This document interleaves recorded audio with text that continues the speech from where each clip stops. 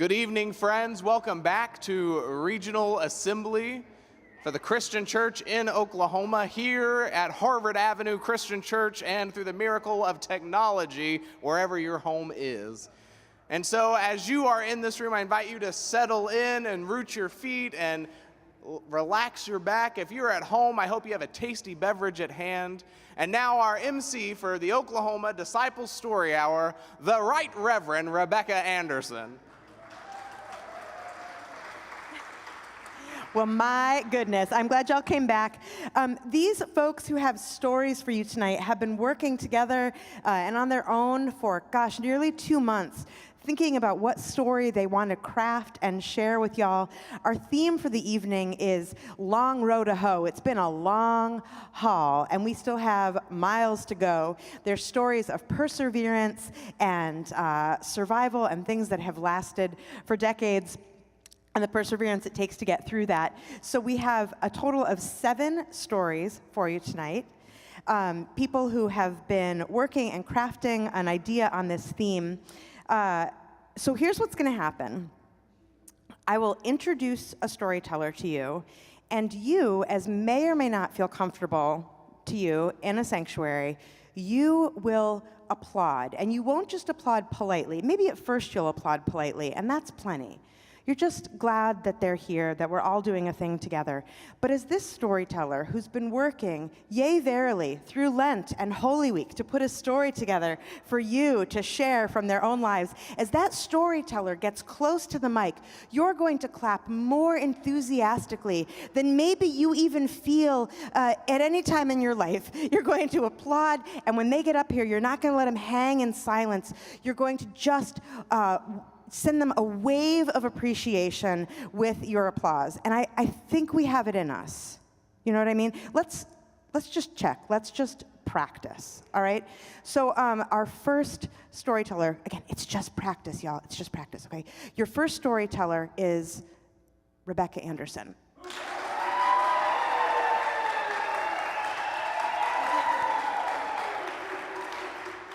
Y'all are great at that. I thought you might be. That's fantastic. We have some of your short stories prompts to share in between tellers. If you get the urge, you can scuttle back there and fill out more. And I don't know, if we remember to get them, we'll go back there and get them and read some more of them. Thank you to everybody who filled these out. So let's start with some of your stories. I still had a long way to go when I got through the first week of ballroom dance class. I still had a long way to go when my family moved from Chicago to Wichita, Kansas. Culture shock, they wrote. I still had a long way to go when I got married the first time at 19 and had my first child at 21.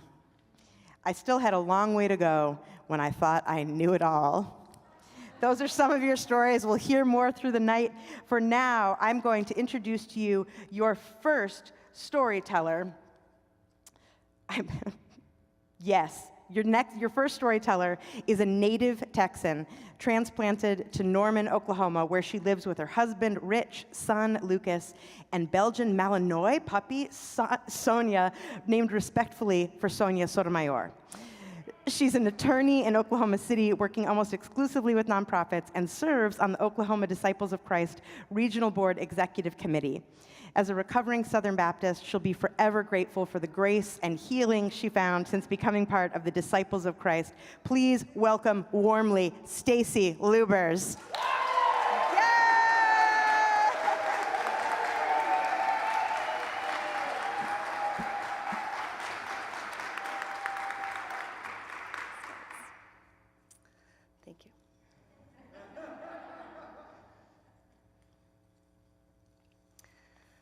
Okay.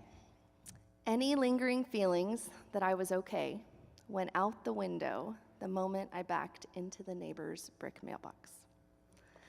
After I found out I was pregnant, I told my husband I was going to have a doula. He was okay with it because he didn't have a choice. The beauty of a doula, other than the fact that they are some of the most amazing human beings ever, is that they are familiar with pregnant bodies, familiar with birthing babies, familiar with caring for postpartum bodies as well as newborn babies, and anything and everything that might fall somewhere in between. Would you like to know your options for where you might want to deliver the baby? Do you want to know your options for medicated help during labor? Would you like some recommendations for what you can do after labor to ease your pain and speed up recovery? All of the above. God bless. So we made a birth plan. I gave the plan to my doctor at my last appointment, gave it to the labor and delivery nurses where we were going to deliver, and I felt okay, prepared, excited even. Bless my heart. Well, our son was born 4 weeks before the mailbox incident, and he was perfect, of course he was.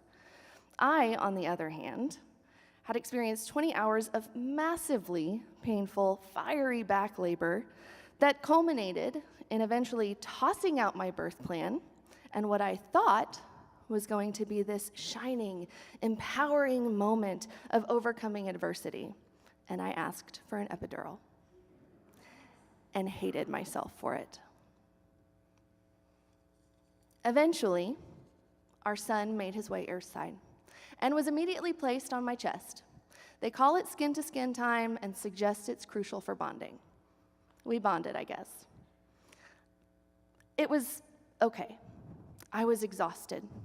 I remember very little, except how I was unable to stop shaking. Every muscle throughout my body convulsed involuntarily from the stress and strain of the past 24 hours. At some point, a lactation consultant came into the room and suggested I try feeding my son. Okay, that sounds right. She handed him to me, helped me position myself, and ouch! I ripped his tiny jaws away from my body. Honey, it's not supposed to hurt. Okay. So she checked us both out, confirmed to her liking that there was nothing physical to prevent a successful latch, and we tried again. Ow! Tears welled in my eyes. You're doing something wrong. It doesn't hurt when you do it correctly. The next day, we went home. My mom had offered to stay with us and help around the house until we were okay with our new normal as a family of 3.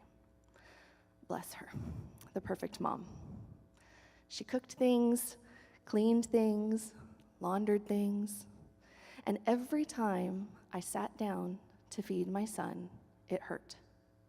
There must have been something I was doing wrong. So in the meantime, I started pumping. And while he slept, I pumped his next bottle. And while my mom fed him that bottle, I slept.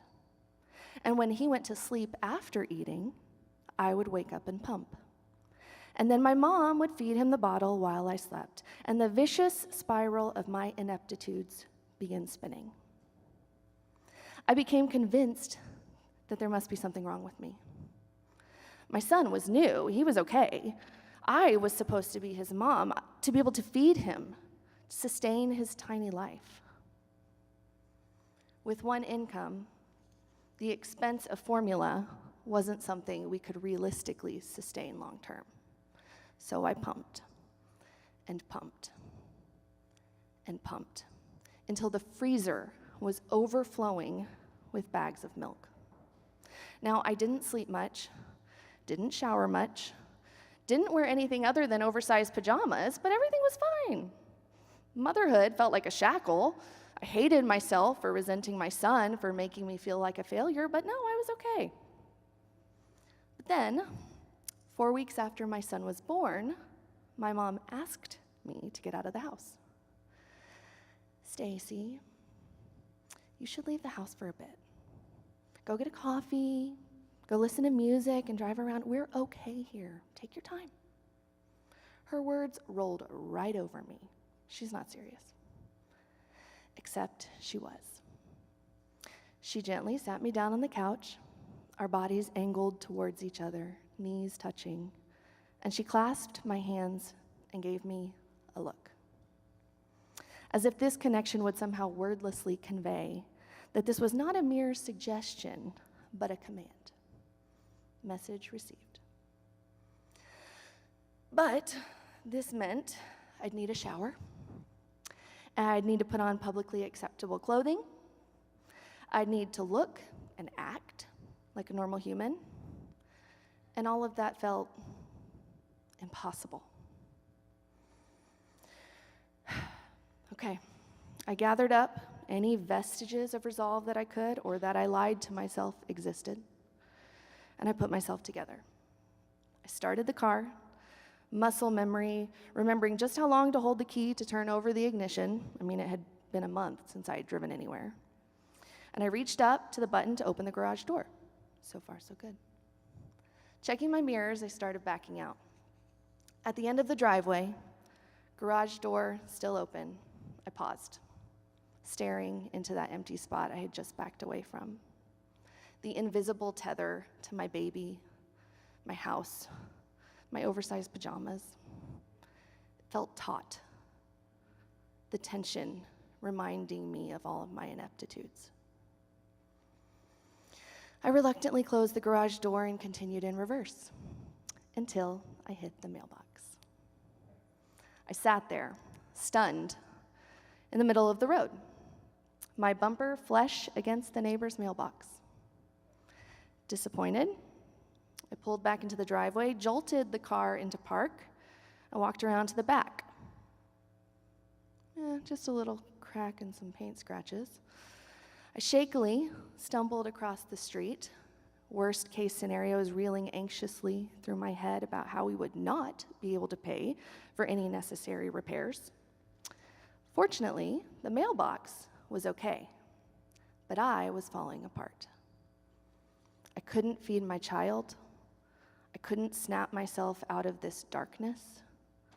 I couldn't even drive a car. What the hell was wrong with me? That's when I knew I wasn't okay.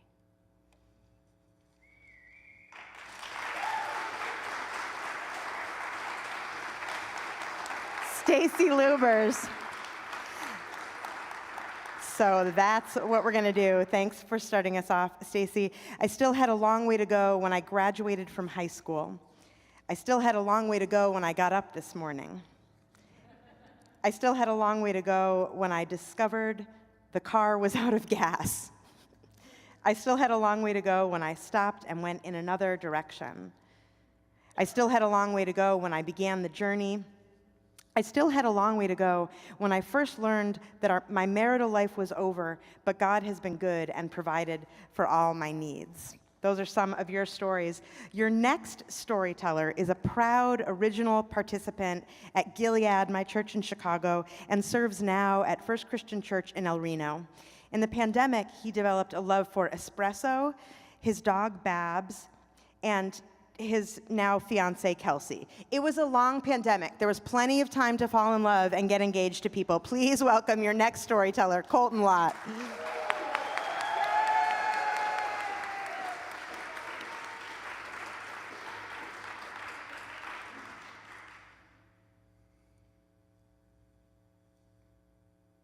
Hello? Are you Colton with the DOC? It took me a minute to figure out that the man on the phone didn't mean the Department of Corrections, but the Disciples of Christ. Yes, I reply. Yes, I'm with the disciples. I'm Pastor David from Lancaster County. I got your number from the disciples' pastor here. Do you know Pastor Stephen? Of course I didn't know Pastor Stephen. He did what I would have done, which is look up the closest disciples congregation on disciples.org, and then he passed along our number. As it turned out, Pastor David is Amish. It was calling because his son, Nathan, also Amish, was stranded in El Reno after a medical event and needed a good Samaritan to rescue him on the modern Jericho road known as Interstate 40. David was worried about his son navigating what he called the English world and asked if I could pick him up at the bus station and straighten out his itinerary so that he and his service dog could get back on their mission, going to train cadaver dogs for FEMA. So I jumped out, got in my car, a Buick Encore, a preacher car if there ever was one. It was hot, and I had planned on working at home, so I just went in what I had on, pink shorts. As I pulled up to the gas station that doubles as our Greyhound stop in El Reno, I had an idea of what I should be searching for. A man, about 40, I knew that, but should have a beard, old-style clothes, look Amish, long brim hat, and also a search and rescue dog. I didn't see anyone who fit that profile. I did find a dog the size of a small horse next to a man in jeans and a sleeveless denim vest. I got out and approached what I guessed was Michael Davison's country cousin and asked, "Excuse me, are you Nathan? Pastor Colton? Do you speak Pennsylvania Dutch?" "No." "German?" "No, English only. Your dad sent me to help you." Nathan and his dog Daisy May, who I was told might buy me if I scare her, were loaded into the back of my car. Well, the dog in the back, him in the front, and we go to the church.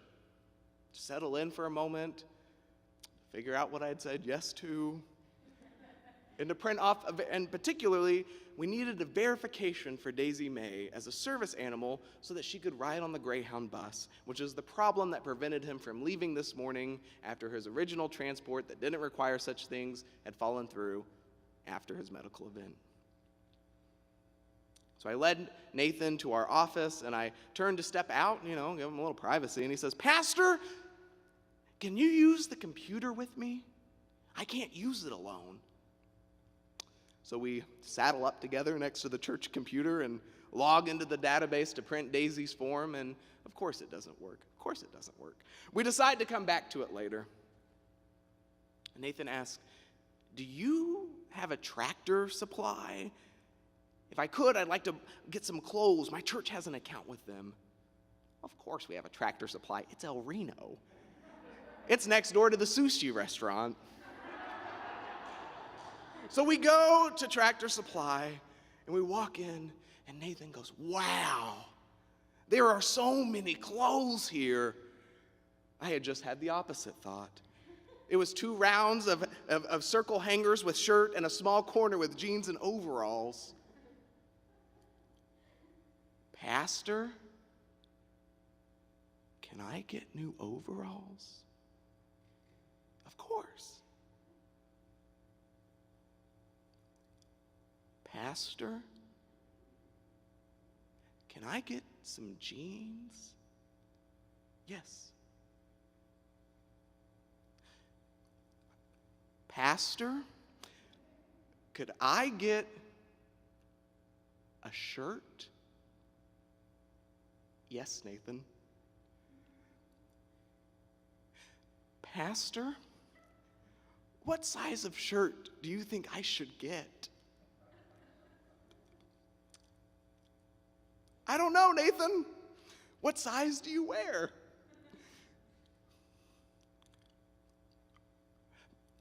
"Pastor, could I get a hat?"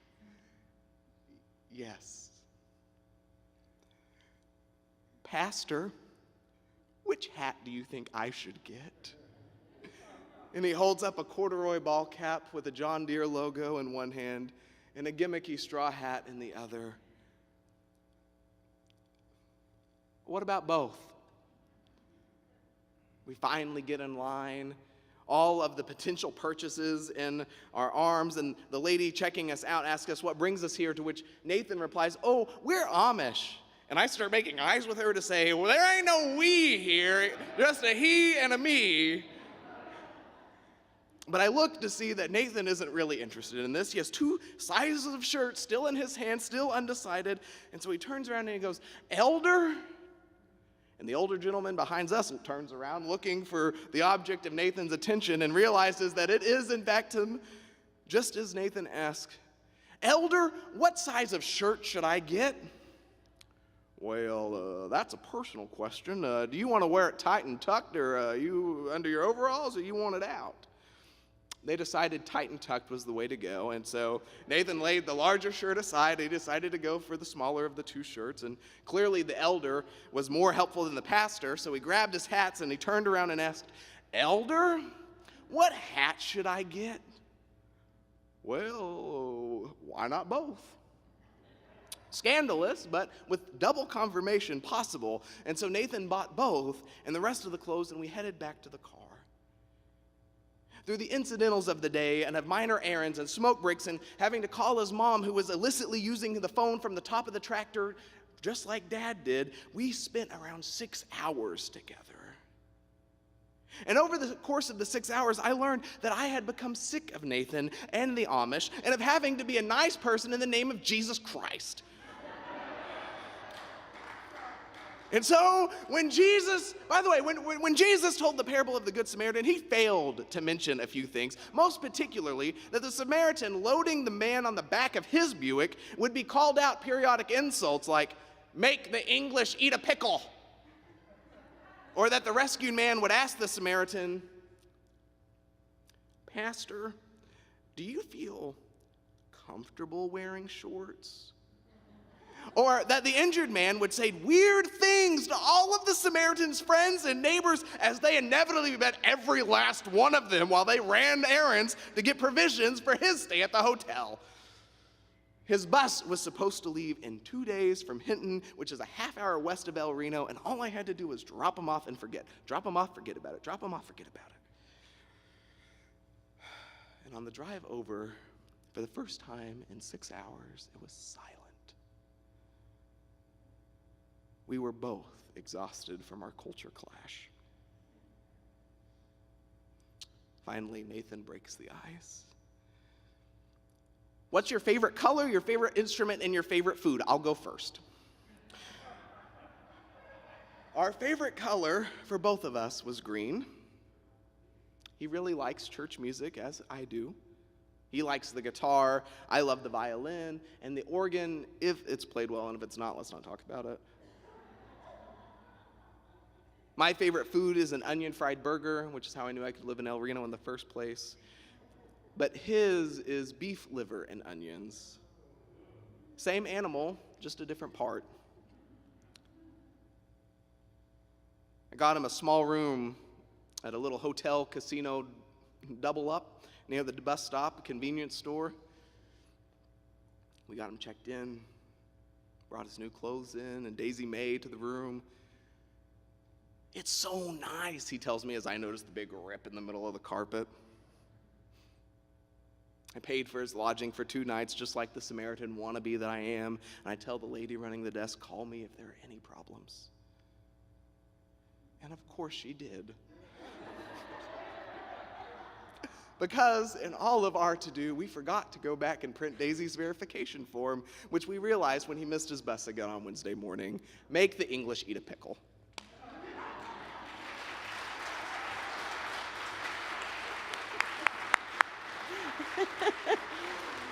Colton Lott. A few more of your stories. I still had a long way to go when I realized I was going in the wrong direction. I still had a long way to go when I got up the first hill of a 6-mile hike. I still had a long way to go when I began to teach. I still had a long way to go when I started raising my children.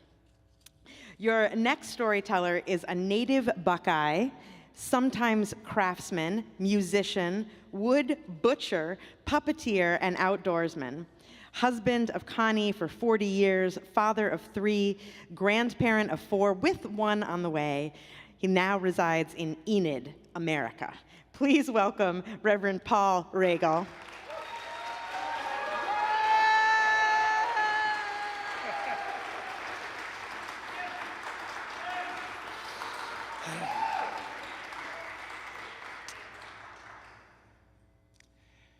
I keep my eye peeled all the time when I'm running around Enid, America, looking for a particular 2004 yellow Ford Mustang. I know that vehicle better than I know the current owner.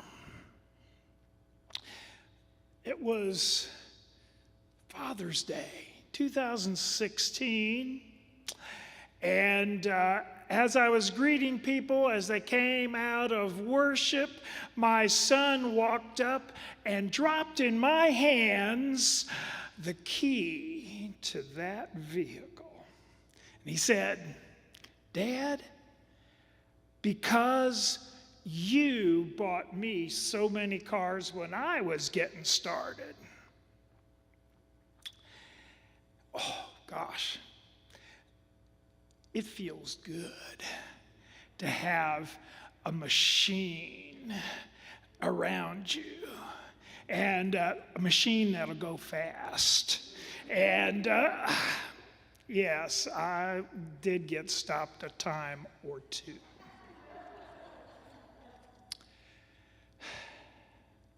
Well, in 2020, December, middle of the pandemic, we decided it's time to move to Enid and begin a new ministry.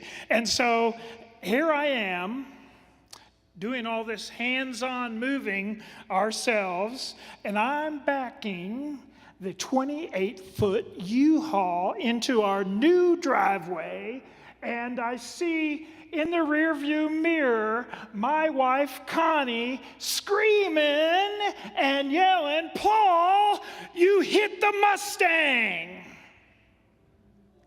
Oh, jump out of the truck, go to assess the damage. Well, I just barely kissed the right quarter panel. But I came to find out that the fender of the car there had been repaired once before. And nudging that with the truck, body putty cracked and fell all over the place in the driveway.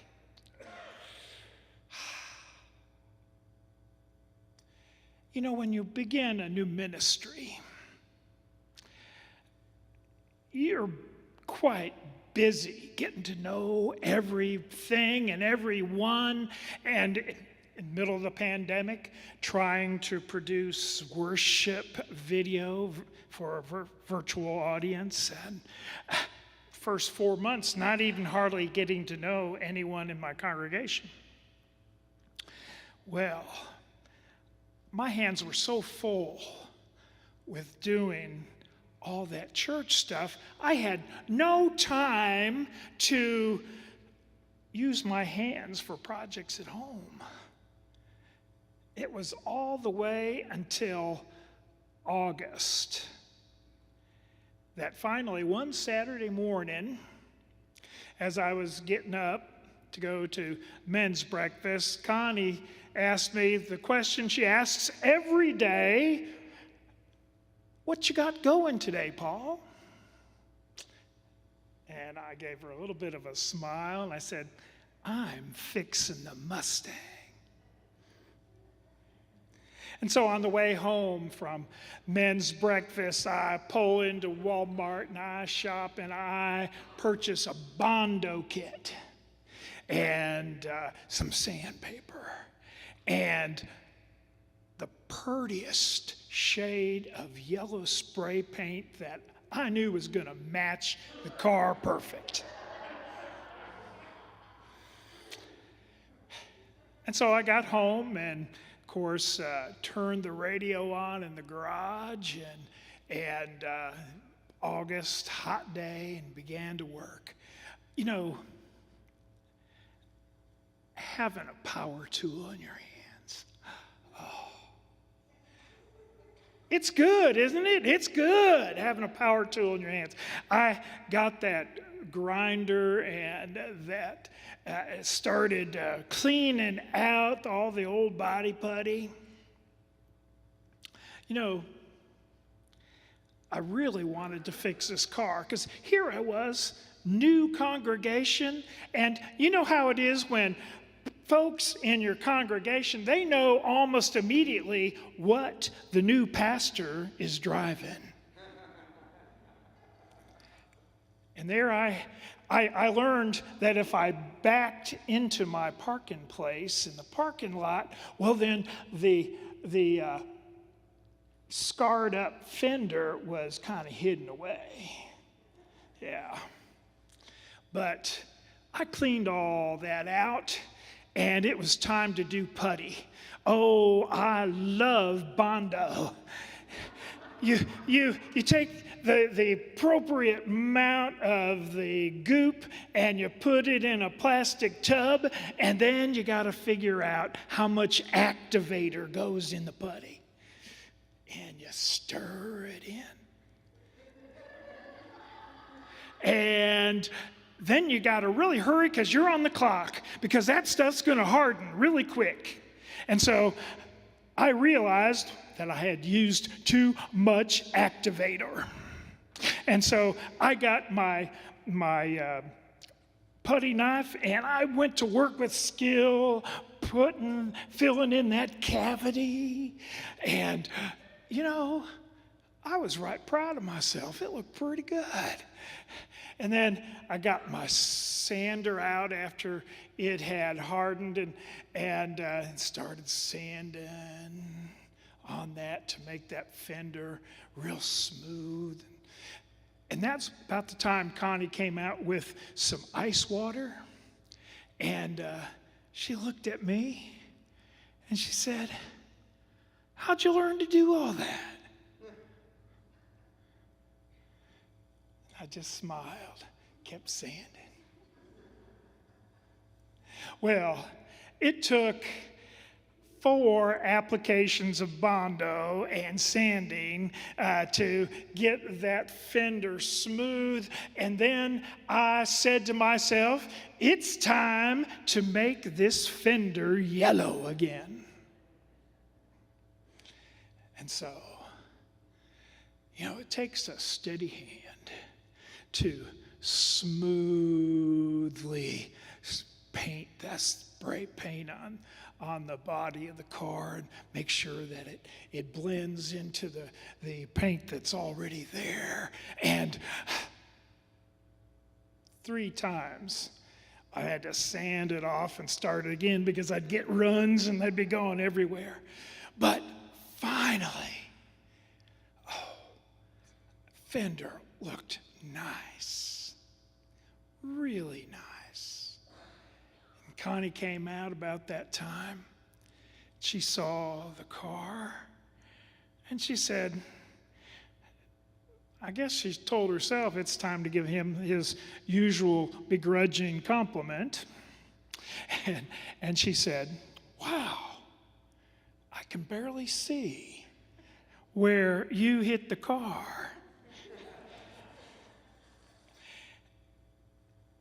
And I said, "Well, look at these hands. Pretty skilled hands. Think I should go into business?" And she said, "Don't quit your day job." 2 weeks later, a good friend of ours was talking to Connie at church and said, "You know, I'm looking for a car for my grandson. He's going to be a senior this year. And he really needs a car to drive to school in." And Connie said, "You know, I bet Paul would sell his Mustang."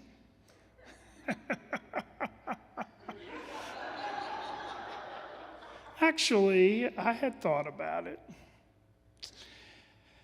And then when Luke came by the church and we took that jerky test drive, because, you know, it's a sports car with a standard transmission,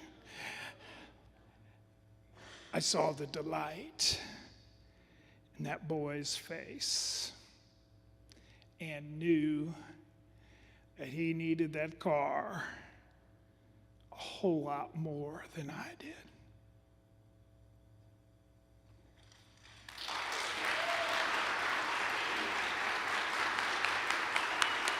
Paul Regal. So as we talk about storytelling, some of us got to talk earlier, and we'll talk some more tomorrow morning. When I say that we have a storytelling church, this wouldn't be like a church service for us. This would be like a standalone event. One of the things that you can do as a person of faith in your community is tell stories in public. I recommend that if you can go home and like Google storytelling in like the nearest town to you, and if you go there, you should tell a story and you should take a business card with you. And when somebody comes up to you after the show and says, "Did you say you were a pastor?" You can say, "Yes, I did. Here's a little bit about our church." It is a great way to meet a bunch of people at one time because someone else has done the work of assembling 20 to 400 people for you to talk to. So you can tell stories, and you can also make a place for other people to tell stories. So I've done this forum for like an interfaith Thanksgiving service, for an interfaith Pride storytelling event, for we've done like Pentecost, Shavuot, Hanukkah, Christmas storytelling events, and it's just such a rich way to get to know a group of people. It's a fun way to get to know a group of storytellers. I get this little window into these strangers' lives, and I am so grateful, and I imagine y'all are too. Here are a couple more of your stories before our next teller. I still had a long way to go when I started my journey. I still had a long way to go when my children were born. I still had a long way to go when I graduated law school. Your next teller is grateful for all the stories people entrust to her as a minister, and is grateful for mentors and friends who make space to listen and be part of her own.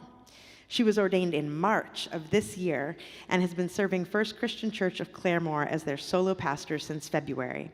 She does not enjoy long walks on the beach and loves hiking in Moab, Utah when it is cold. Please welcome your next teller, Reverend Alexis Engelbrecht.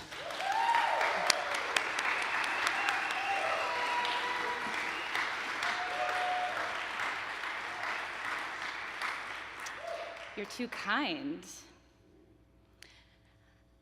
I didn't always dress like this. My husband will tell you he remembers two things from the first time he saw me over 17 years ago. Time slowing down, which is super romantic, and my rainbow sweater. When I taught high school English, my 8th grade talented and gifted students gave me really helpful and needed advice. They taught me that I didn't have to wear every accessory that goes with a particular outfit at once.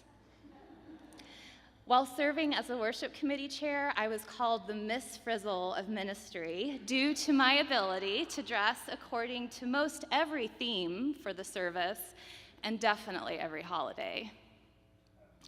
A combination of clothes from the girls section at Target with sale items from Anthropology contributed to someone once describing my style as toddler meets French peasant. They weren't wrong, and that is how I dressed until I was accepted into a chaplaincy program a few years ago. There were a lot of things I had to agree to when I enrolled to be a chaplain intern, but the most disappointing was that I would have to follow a dress code that required me to look professional and wear, wait for it, only black. I had to acquire a totally new wardrobe, and my purchases were based on the question, WWMW. What would Maria from The Sound of Music wear before she met the Von Trapp family? For someone whose favorite color is rainbow, wearing black every day was so boring. But then I experienced my first code blue as a chaplain. A code blue in a hospital is when a patient cannot be moved from their room because they are experiencing a cardiac or respiratory emergency. When a code blue is announced, everyone on staff who has a specific role to perform, including the chaplain assigned to the floor, they line up against the wall next to the patient's room, and we wait to be called if we are needed. When I first learned that this would be one of my responsibilities, I immediately began to worry. What would happen? What would someone say? What would I say? What would I do? What about? What if? It is incredibly difficult to write out a script for the unknown, yet I thought I needed to figure out every possible scenario so I didn't ruin someone's life.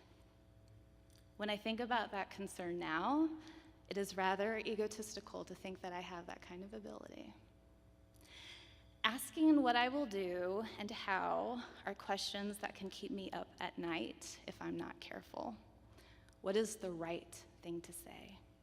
How will I handle this potentially difficult situation in a way that doesn't disappoint or hurt anyone?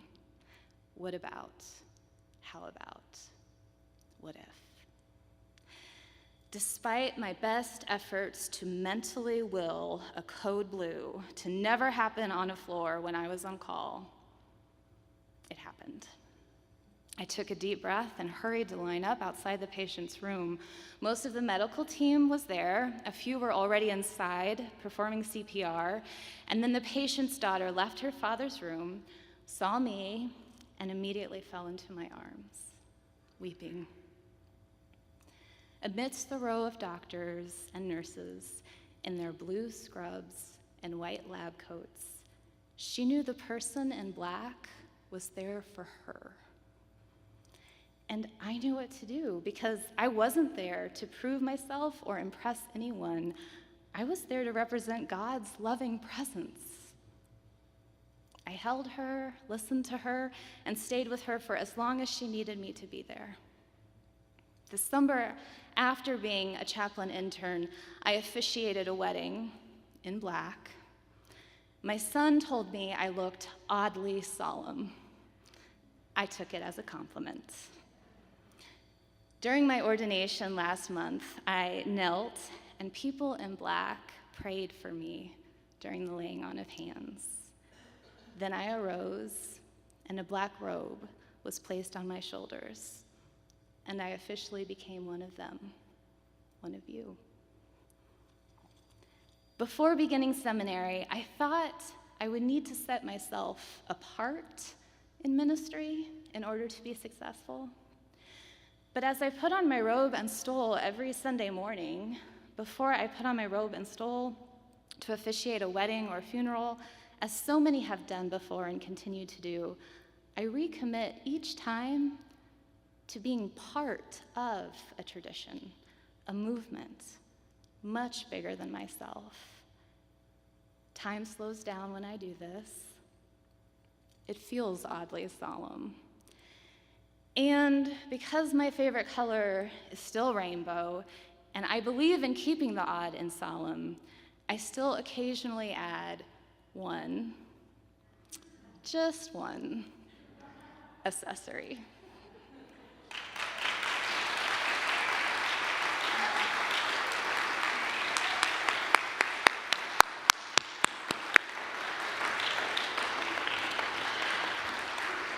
So good, y'all. It is so good. Here's some more of your stories. I still had a long way to go when I started teaching. I still had a long way to go whenever I drive in traffic.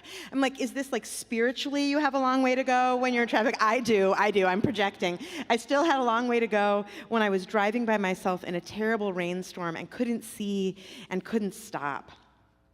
I still had a long way to go when I climbed across the face of Pico's Baldy Peak. I still had a long way to go when I discovered I was almost there.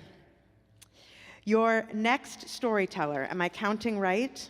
No. Your next storyteller is, we believe, the youngest ordained disciples minister in Oklahoma, recently making her epic return to her home state after 7 years away for education.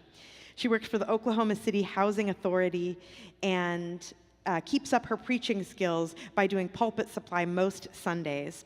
Her hobbies include caring for houseplants, reading good books, and drinking fine red wine. Please welcome Kelsey Cobbs.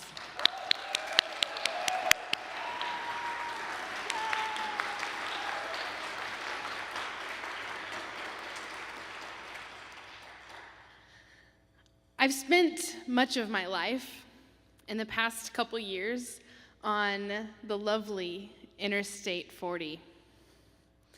Living in Nashville and visiting home in Oklahoma City guaranteed a minimum of 9 hours on Interstate 40. But it was often more because of traffic. So I had my typical strategies of staying awake and alert on these drives. I listened to podcasts and I listened to audiobooks. I listened to music. I talked to myself. I made up stories about the lives of my fellow I-40 travelers. But this time, I had no trouble staying awake. I was driving, and my now fiance was in the passenger seat. We were newly in love, listening to audiobooks, talking about everything under the sun. Now, we were comfortable with each other, but not like where I knew I could be an emotional, unhinged mess without worrying about how I'd be perceived. But it was summer, right before my last year of divinity school, and we were free, enjoying our time together, driving through the Tennessee hills on a hot mid-August day. My car was a 2001 Chevy Impala, and at the time it was almost 20 years old. And before it was my car, it was my grandmother's car. I remember sitting in the back of it as a kid, listening to the kid music she had on CD, feeling the overwhelming bass shake the car, because she didn't know how to balance the sound, and neither did we.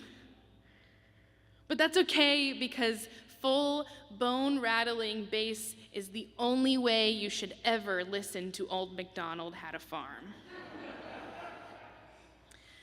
But at this point, I am the driver of the car, left with only memories of her because she passed the year before.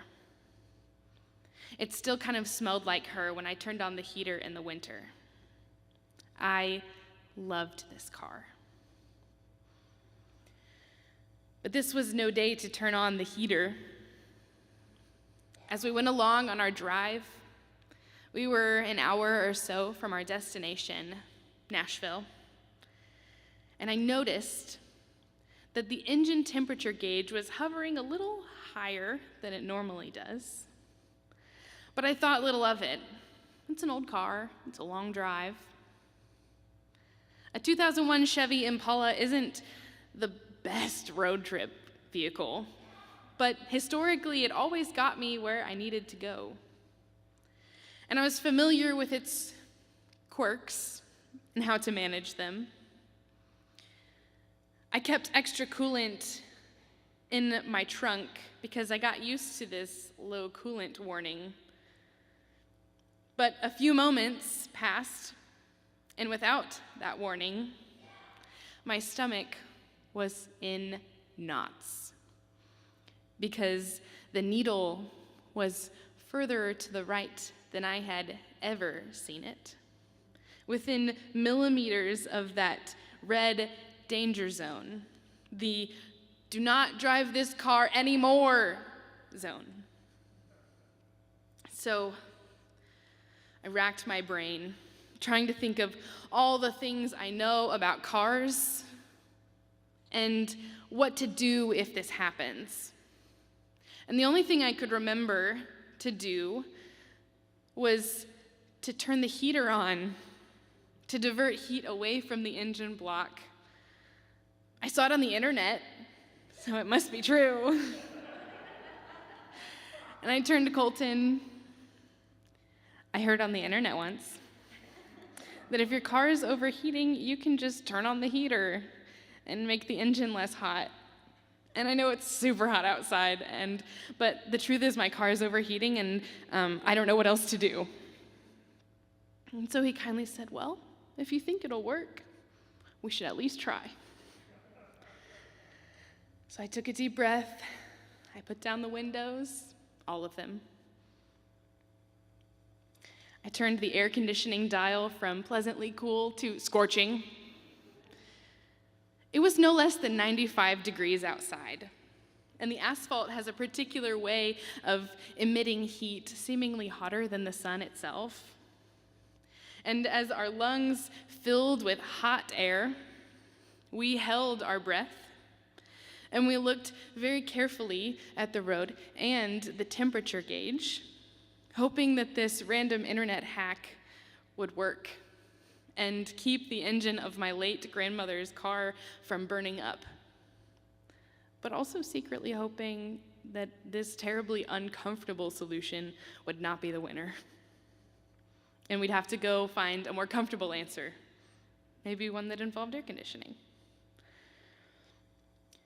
But as we watched, we saw the needle teeter slightly to the left, away from the danger zone. And I felt a spectacular mixed cocktail of emotions: surprise, delight, a few dashes of bitters, shaken, not stirred. A single random fact that I absorbed from the internet had served me well, and it bought us some time, because the next gas station was 15 minutes away. And this is Middle Tennessee, not Central Oklahoma. And there were hills for us to climb. And as if it would ease the burden on the car, every muscle in my body tensed up when we went uphill and pushed the engine harder. I could relax only slightly when we were coasting downhill. My palms were sweaty, along with every other inch of my body. My eyes were sweating too, somehow. Or maybe that was the culmination of all the emotions I was desperately trying not to feel about this car. I also felt a sense of embarrassment that my car was crapping out in this way, in this timing, with this sweet man. I could barely look at Colton because I knew how hot it was, and I knew that this might be the end of the car if I burn out the engine. And I love this car. But we coasted as gently as possible off the ramp toward the gas station. We had to wait at a red light, of course. Did I need to turn off the engine while we waited at the red light? No, it might not start. So one careful, slow, gentle turn to the left, and then another easy, ginger, cautious turn into the right. We made it into the gas station. The coolant I had in my trunk was undiluted, naturally. So Colton went inside to buy some water for the car and some water for me. We waited a while, giving the car some time to cool down, giving me some time to cool down. And while we waited, we browsed the internet, looking for car loan interest rates, and looking at the inventory of nearby dealers. I cried some more because I didn't want another car, and I also didn't want another expense. But after some time, I didn't bother to count. I turned on the engine to see if what we had done would give us hope for making it home. I prayed that we wouldn't have to call the tow truck. So I silently gave a blessing for this coolant that is now running efficiently through the car.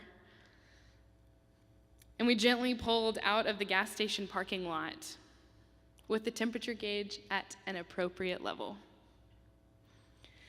We didn't exactly resume the fun road trip energy we started out with. Our hypervigilance of the temperature gauge kind of killed that one. But we did make it to our destination with the car intact and our relationship intact and me mostly intact. With some endurance and sweat and tears, my beloved car would live to see tomorrow, and saying goodbye would be a hill to climb for another day. Thank you.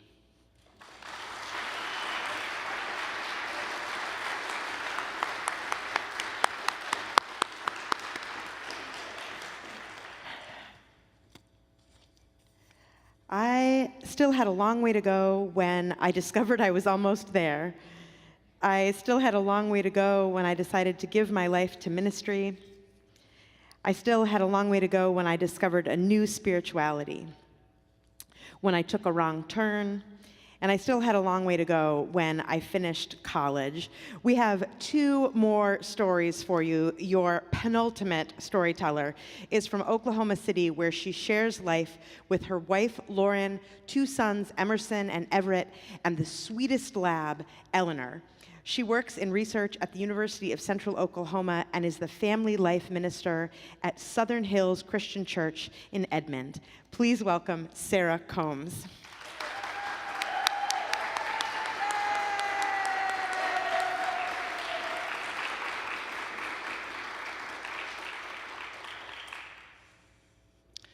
As you know, with Oklahoma days, there's a short window of actual spring before it gets too hot, too windy, or too tornado-y. This particular day was an early gift, a welcome calm, a just warm enough spring day, the kind that demands you to sit outside and enjoy it, maybe take a nap like a cat perched in a windowsill. And on this early March day, my oldest son was barely 1 week new. We were bravely venturing out for our second outing as a new family, this time to get some business done. We pulled into the parking garage and made sure the chosen spot allowed some of that sunshine to fill my window, since it might be a bit of a wait. Emerson was squishy, wearing a tiny, too cute newborn animal onesie that at 1 week old still had room to grow into. Most importantly, he was asleep in his car seat. I watched his reflection in the rearview mirror, reflecting off the car seat mirror. He breathed in and out, heartbreakingly precious newborn purrs that only last so long. Then, in the depth of such cuteness, I was overcome with panic. Oh no, something's wrong. She needs my help. How long has it been? I checked the clock. I calmed myself and resorted to finger drumming on my leg because it had been just 2 minutes since my wife had disappeared off the exit of the parking garage.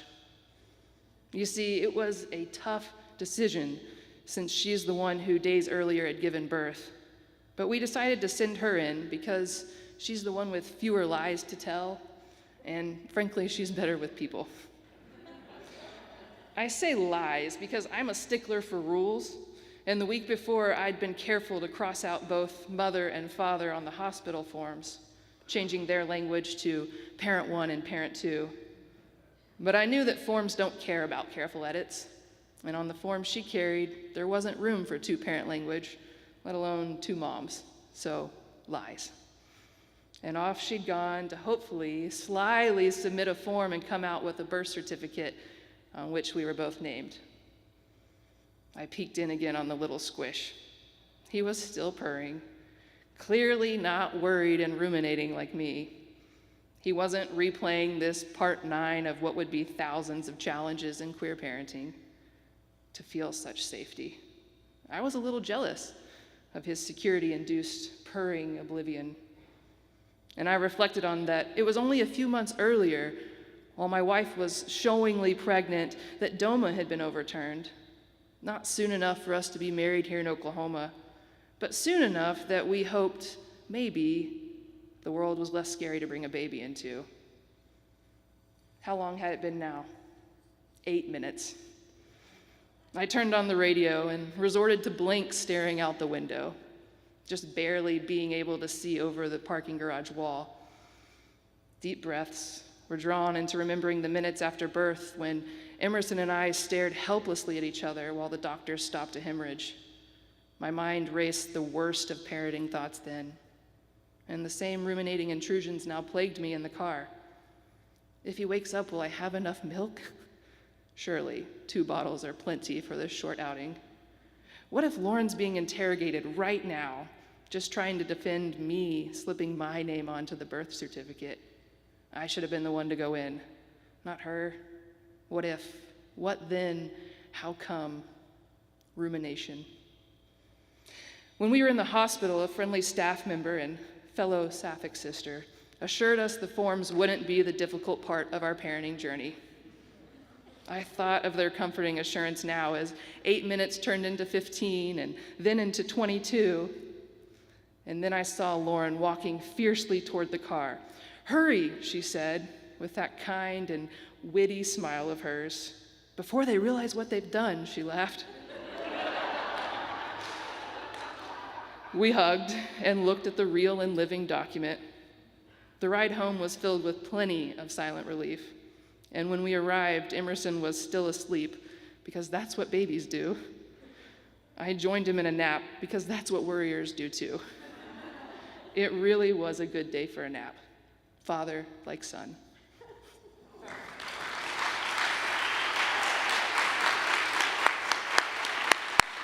Sarah Combs.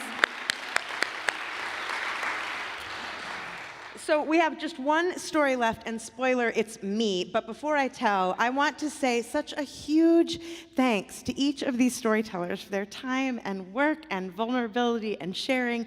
So can we hear it again for Stacy, Colton, Paul, Alexis, Kelsey, and Sarah?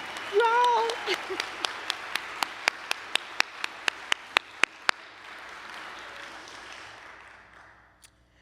Laura was waiting for me at the harvest shed under the pop-up tent with open boxes and half-finished produce orders everywhere. "What'd you get?" she asked. It was only the third season for her farm, and everything felt super high stakes, like every precious baby squash and bundle of kale sent to some tourist hotspot. This week it was the thyme. The tiny little thyme plants with their tiny little leaves. Fancy John Andrews restaurant had ordered 12 pounds of thyme. How much did you get? I had headed out optimistically with a full-gallon Ziploc bag and a pair of scissors. I held the bag up like 1.5 pounds. She looked panic-stricken. Farms fail as often as restaurants, as often as new churches. Would this be the order that did it? "Laura," I said, "there's nothing for it, okay? We can send them something else tasty for free, like as a goodwill gesture. This is all we can do." And then I was inspired. I held up the bag again and said, "Laura, this is the time we have."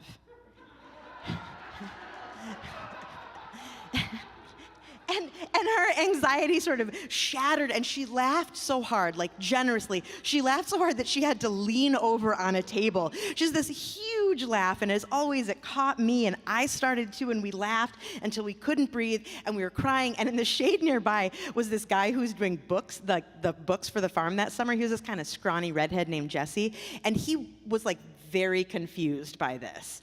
Like he cracked this kind of like small smile and like worked up a chuckle, you know. He was like, "Oh, I get it. Like, this is the time, like THYME, we have time, like we don't have enough time. TIME, like there's never enough time." And we were like, "Yes, totally, not at all." So Laura and I met 20 years ago, last summer, at a farm camp in Vermont. It was a camp founded by radical Quakers in the 1930s. In the 60s, Malcolm X's kids were there. At this farm camp, we went skinny dipping all the time, but we just called it swimming. So I heard Laura's name a bunch of times before I met her. And that was only over the course of a few days, you know, camp time. People were dying for her to get there. And when I laid eyes on her, "Laura's here," it was in the doorway of a cabin, and she was standing there laughing. Laura is, in camp parlance, a lamper, maybe the original lamper. Laura didn't make up the word lamp. It comes from hip-hop, 1988, Public Enemy, 2004, Kanye. In hip-hop, lamping is chilling, doing nothing. At the hippie farm camp, it meant to riff on a joke, like to yes and a joke. And then you'd hand off the joke to the next person, and then you watch the whole thing unfurl and grow and become a thing. Lamper, one who lamps, a lamp, it's just a running joke, okay? It's something you hang on to for years, and you nurture it, and you come back to and add to it. So the reason Laura and I were laughing at the harvest shed, I thought y'all were generous. I don't even think it's as funny as y'all thought it was. When I reveal why we thought it was so funny, it's not gonna get funnier. Like, it's not gonna turn into the kind of thing where I say, "This isn't funny," and then I tell you, and surprise, it's funny. It's not like that. It's basically a pun about time. Jesse the redhead, he had it. Haha, that's all it is. The really funny part was something we couldn't explain. It was just like too lampy. But at the farm, Laura was so stressed out about the John Andrews order that it was kind of risky to make a joke at all. So, like I said, it's not funny, it's just a pun, but it's been written onto us and into our friendship, and years of this out of context. Anyway, we were friends for maybe 11 years before Laura asked me why I'm a Christian. She's a strict atheist, anti-religion and anti-Christianity in particular. 11 years before she asked me, super casually, on a beach in Miami, so what's the deal with Jesus? And we'd been friends for 7 or 8 years when I realized that she might fool around with the same no-good reprobate lettuce farmer for the rest of our lives.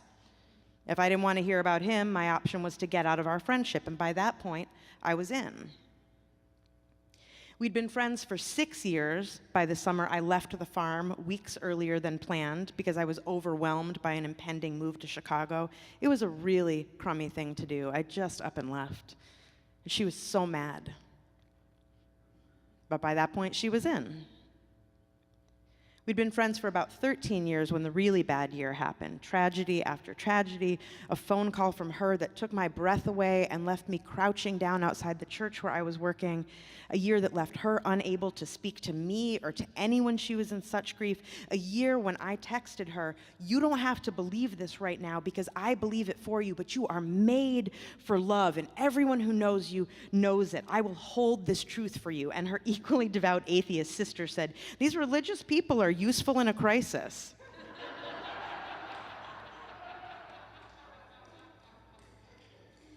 That year ended up with us on a beach in Puerto Rico, the morning we were flying back home.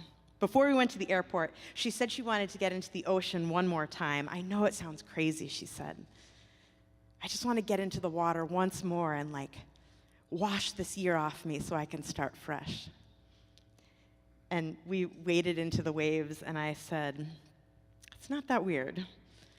My people have a story about going into the water for a new beginning." And she laughed that big-ass laugh and headed out into the waves. At the harvest shed, once Laura and I caught our breaths, we tried to explain to Jesse, wiping tears off our face, what was so funny. Every year at the end of camp, we read this Adrienne Rich poem, and we read it just about the time, T-I-M-E, just about the time that no one wants to go home. After everybody has fallen in love with everyone else and discovered more about who they really are, and the thought of leaving these people and going back home is about the worst grief that anybody can imagine. And the poem gets read reverently, and all the teenagers cry, and it really is beautiful and sad. And for a few years, I thought this poem was only about gardening, and I loved it enough that way. "This high summer we love will pour its light, the fields grown rich and ragged in one strong moment. Then before we're ready, we'll crash into autumn with a violence we can't accept. We'll dream of a longer summer, but this is the one we have. I lay my sunburnt hand on your table. This is the time we have. 20 years so far, something we hang on to and nurture and come back to again and again."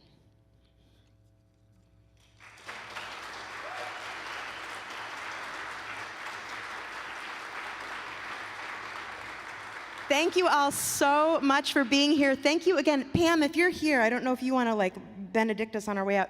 Thank you again to these wonderful storytellers.